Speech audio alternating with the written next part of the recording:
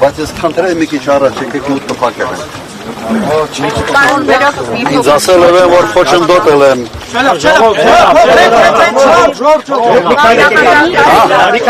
Բայց դուք փակել եք, միգուցե դուք մի քիչ առաջ եկեք։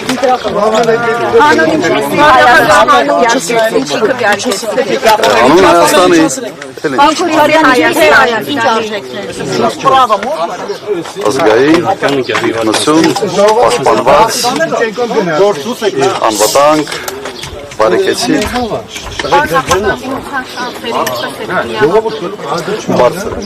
Պան Քոչարյան, ես կանցամ ցանից ինչ կարողանաք ստանալ, որն է լինելու ձեր քայլերը, շատ են քննադատում ձեզ, որ դուք գնացիք խորհրդարան եւ աշխատեցիք բնականում, մինչդեռ մարդիկ սպասում են գուցե այլ քայլեր, ավելի ռադիկալ։ Այս անգամ ինչպես եք տրամադրված, կան հետընտրական պլան B, զարգացումներ լավ, իհարկե լինելու են, եթե մեր ծրագրին ծանոթ եք, ապա իսկապես ռադիկալ փոփոխությունները լինելու են։ Անցած անգամ մեր մանդատները բավարար չէին ուղղակի նպատակի հասնելու համար եւ եղել ենք ընդդիմություն, պայքարել ենք, ոչ միտեղ հետ չենք նահանջել եւ ռադիկալ ընդդիմադիր որպես ուժ, կարծում եմ ոչ մեկի մոտ կասկած չկա, որ հենց մենք էինք ամենից ռադիկալը։ Что вы ждете от этих выборов? Перемен. Каких? Хороших перемен. Просто надо на самом деле остановить вот эту череду потерь, череду отступления от принципов, череду потери суверенитета и многое-многое другое. То есть нужны серьезные изменения в стране. Учитывая отношения Пашиняна и Зеленского, если Пашинян выигрывает, Армения может стать военным союзником Украины? Ну, не думаю, что она может стать военным союзником, но сравнение с Зеленским вообще-то очень к месту. Да, они на самом деле очень похожи своим авантюризмом и своим просто беспардонным отношением к интересам собственной стороны. Պարոն Քոչարյան, հակակոռուպցիոն կոմիտեն նաև ձեր դաշինքի վերաբերյալ է տեսանյութեր տարածում, ենթադրյալ կաշառք բաժանելու հետ կապված, սա ինչպես կմեկնաբանեք։ Ծանոթ չեմ այդ նյութերին, 3 հակակոռուպցիոն կոմիտեի բենեֆիսներ ամբողջ օրը ինչ որ ձայնագրություններ էր տարածում, տպավորությունը այնպեսին է, որ այս երկրում բոլոր քաղաքացիները գաղտնալսվում են։ Եթե դուք օրինակ հաշտ եք այդ մտքի հետ, եթե ուրիշները հաշտ են այդ մտքի հետ, թող քվերքեն այն ուժի համար, որ այս մթնոլորտը ստեղծեց։ Տեղաշոր են մտնում, խոհանոց են մտնում, ուղղակի խայտարակություն։ Ես այդպիսի բան չեմ հիշում, որ հարյուրավոր մարդկանց վրա բոլորը ընդդիմադիր անխտիր, քրեական գործեր, տնային կալանքներ ու եւ այլ, սա ուղղակի խայտարակություն է։ Գնաց բացառում եք, որ ձեր ուժը ներգրավված է նման գործընթացում։ Վախն եք աշխատում։ Վախը չի, կարծում եմ իրենք ուզում են վախ սերմանել, քանի որ Նիկոլ Փաշինյանը բոլորը գիտեն, որ շատ վախկոտ մարդ է, իսկ վախկոտ մարդը իր ֆոբիաները պրոյեկտում է քաղաքացիների վրա եւ մտածում են, որ այդ վախի մթնոլորտը տարածելով իրենք կստանան իրենց համար ցանկալի արդյունքը։ Չի ստացվելու։ Պարոն նախագահ, սա քաղաքական քամբեք է, դուք վերադարձաք քաղաքականություն, եթե քաղաքացիները ձեզ բավականաչափ կվետան, ինչու պիտի հավատան, որ վաղվա Հայաստանն ավելի անվտանգ է, քան այսօրվա։ Իսկ ինչու չպիտի հավատան։ Դե ծանր դառը փորձն այսօրվա։ Դառը փորձ, իմ ժամանակվա փորձը դառը չի, քաղցր փորձ է, 10 տարի անվտանգ երկիր է եղել եւ քաղաքացին անվտանգության մասին չի մտածել է երկրի առաջնորդը, կառավարությունը, այլ ոչ թե քաղաքացին։ Տարբերությունը կարծում եմ էական է։ Իսկ հիմա ամբողջ երկրով քննարկում են անվտանգային հարցեր։ Խիպտի, պարզ քաղաքացին խոսա անվտանգության մասին, մտածի անվտանգության մասին։ Ինչի համար ենք ընտրել կառավարություն, ընտրել խորհրդարան, ընտրել որ դրանք մտածեն այդ հարցերի մասին։ Պարոն Քոչարյան, եթե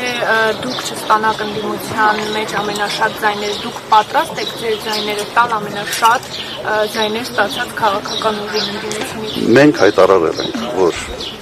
առավելագույն ձայներ ստացած ընդդիմադիր ուժը իրավունք ունի առաջադրել վարչապետի դեմ։ Սա ակնհայտ է, սա ինձ համար նաև սահմանադրությունից բխող հանգամանք է համանadrության ոգուց, այսպես տրամաբանությունից բխոր, այո, իհարկե։ Կներեք պարոն Քոչարյան, բայց ներողություն եք հարց տալ։ Սպառնալիքներ են հնչել իշխող ուժի կողմից, մասնավորապես Փաշինյանից, կզզնելու եմ, սատկացնելու եմ, եռագլխի գլուխները կտրելու եմ եւ այլն։ Եթե ընդդիմությանը չհաջողվի ընտրվել, այս սպառնալիքները կարող են տեղ հասնել ձեր կարծիքով։ Նայեք, եթե մեր ժողովուրդը հաշտ է այդ կեղտոտ լեզվի հետ եւ կեղտոտ բերանի հետ, ուրեմն թող գնան ընտրեն։ Եթե հաշտ է այդ ամեն ինչի հետ։ Ուրեմն մի մարդ է, որը իստերիկ դրսևորումներով ցույց է տալիս, որ ավելի շատ sense պացիենտի կարգավիճակում պետք է ունենալ, ոչ թե երկրի առաջնորդը։ Եվ այդ մթնոլորտը թունավորել երկրում նման բառապաշարով ուղղակի անդրադարձել։ Սպառնալիքների մեծ մասը ձեզ էր ուղղված, պարոն Քոչարյան, ասում էր, որ Ռոբերտ Քոչարյանը պետք է կյանքի մյուս հատվածը անցկացնի բանտում։ Մարտի 1-ի գործի հետ կապված։ Գիտեք, մարտի 1-ի մասին շատ է խոսում մեկ պատճառով։ Ինքը իրեն թվում է, թե մարտի 1-ով ինքը սրբագրում է այս 5000 իրեն կողմից բերած զոհերը եւ հսկայական կորուստները։ Սա է այդ մարդու ֆոբիաների դրսևորումը։ Ինչ վերաբերում է նստելու չնստելու, ես ապօրինաբար նստել եմ, արդարացվել եմ, եւ հիմա ժամանակն է օրինական ձևով Նիկոլ Փաշինյանի համար շատ երկար նստելու։ Պարոն Քոչարյան, տեսեք, դուք ասում եք, որ ընդդիմությունը ինչ-որ պայմանավորվածություն ունի, հա, որ ամենաշատ քվեստացածի մյուսները միանան։ Ես պայմանավորություն բառ չեմ ասել։ Լավ։ Ինձ մի զրպարտեք։ Ես պայմանավորություն բառ չեմ օգտագործել։ Ես ասել եմ, որ դա բխում է սահմանադրությամբ, տրամաբանությունից, ընդհանրապես Շատ լավ, սահմանադրությամբ։ շնորհակալություն հստակեցման համար։ Հիմա տեսեք, մենք այսպիսի հայտարարություններ Բարեք, ես միշտ ձեզ ստիպված եմ նում հստակեցում մտցնել, ու ինձ տպավորությունը, որ ձեր մոտ միշտ sense փորձ է լինում, այսպես ասենք։ Պարոն Քոչարյան, խնդրում եմ չափազանցնել։ Ամեն դեպքում, տեսեք, պարոն Ծառուկյանն ասում է չեմ միանալու Ռոբերտ Քոչարյանին, Արման Թաթոյանն ասում է նախկինների վերադարձ չի լինելու։ Սամվել Կարապետյանն ասում են մենք ենք հաղթելու։ Հիմա պարոն Քոչարյան, եթե դուք լինեք ընդդիմադիր առաջատարը, բայց ոչ այնքան ուժ ունենաք, որ մեծամասնություն ունենաք, այս հայտնած դիրքորոշումների ֆոնին ըստ ձեզ ինչ իրավիճակ կստեղծվի։ Եթե դուք ուշադիր եք եղել ամբողջ քարոզարշավի ժամանակ, ես այդ հարցի բարձրաբանումը տվել եմ։ Կրկնեմ, թե փորձում եք հիշել։ Կրկնեք։ Նայեք, իշխանությունը ինչ էր անում այս ամբողջ ընթացքում։ Իշխանության թեզը հետևյալն էր։ Եռագլուխ, այս նույն մարդիկ են, բոլորը մասնակցում են ընտրություններին Քոչարյանի համար։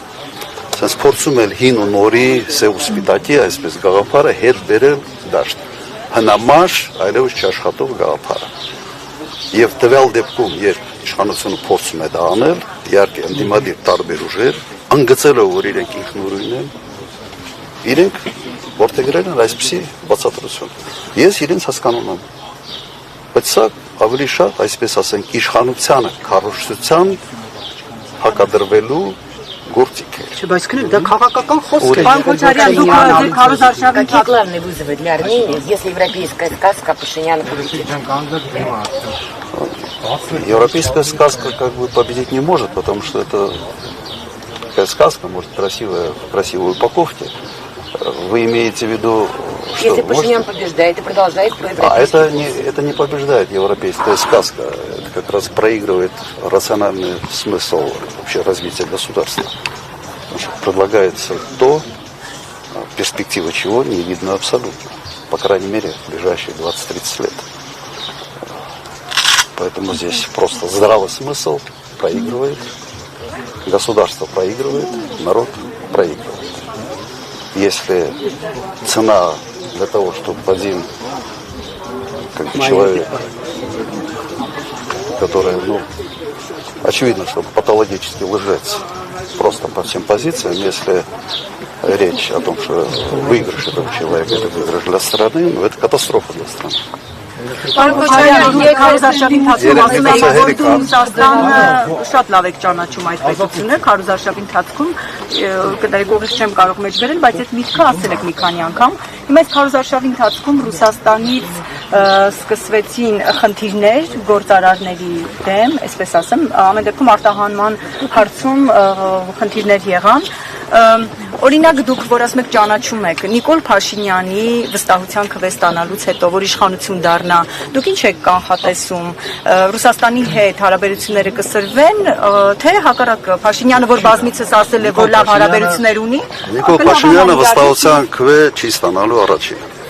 Այս գիտեմ, որ ինքը փորձում է ասել, որ սա տեխնիկական հարցեր են, սա այս կարգի հարցերը միշտ լինում են, սա տեխնիկական հարցեր չեն։ Նաև եթե չեմ սխալվում, մի թեզ են, այս վերջի մի քանի օր առաջ մաղում, թեզը հետևյալն է, որ չկա ընթացակարգ ԵԱՏՄ-ից հեռացնելու։ Չէ, այդպես է ասում, որ այս կոնսենսուս է պետք եւ այլ եւ այլ։ Իսկ կա ընթացակարգ հապկում սառեցնելու անդամակցություն։ Չկա ընթացակարգ։ Բայց ինքը համարեց, որ ինքը կարող է սառեցնել։ Արել է։ Հիմա պատկերացրեք հետևյալը։ Ռուսաստանի Դաշնությունը սառեցնում է բոլոր հարաբերությունները Հայաստանի հետ։ Տնտեսական կապերը սառեցնում է Հայաստանի հետ։ Բայց ինչ հիմքով։ Իսկ հիմքերը պետք, Վաշինգտոնին հիմքերը պետք անել այն ինչ անում է, որտեղ ուզում է։ Հիմքերը այսպես ասենք, մեծ պետությունների հիմքերը միշտ ստեղծում են եւ հիմքերը իրենք շատ բարձ ասել են, որ պատրաստ չեն ֆինանսավորել Հայաստանի ճամփորդությունը դեպի Եվրոմիություն, քանի որ Եվրոմիության հետ Ռուսաստանը այսօր ճշնամացած վիճակում է։ Հետևաբար,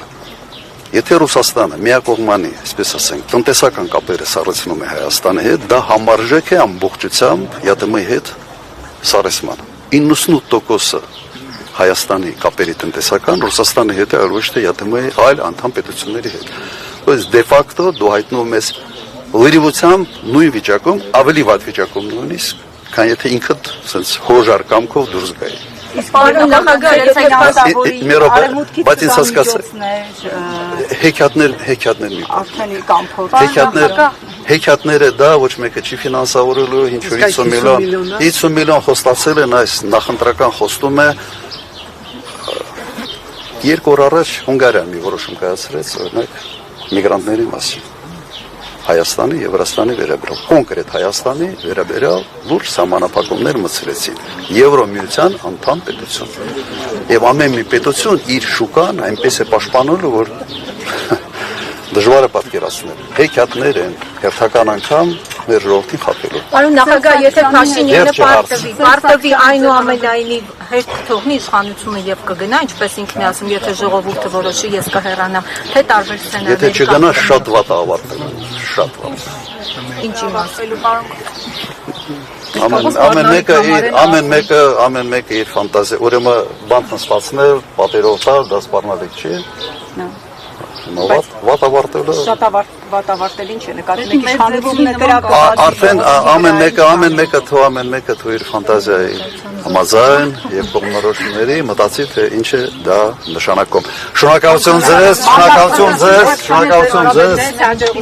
Հայտարարությունից հետո հաշվի առնելով այդ ինտրիգային հայտարարությունից հետո խոսել եք Սերժակյանի հետ։ Չեմ խոսացել։ Շատ վաղուց չեմ խոսացել, այդ կապը չկա։ Աթարված են։ Այո։ Բայց դուք եք դուք եք այսինքն Շնորհակալություն։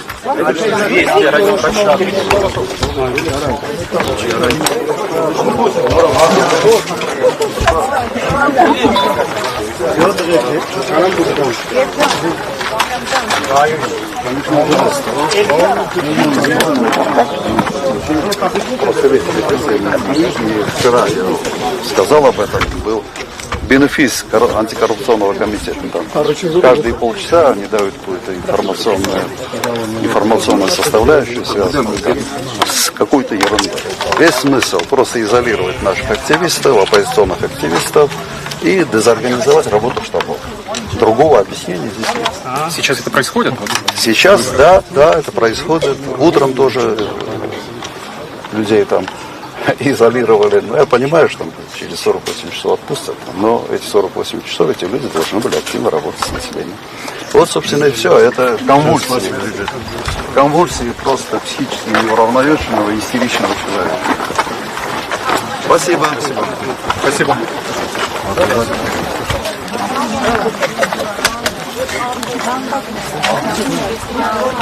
Եսով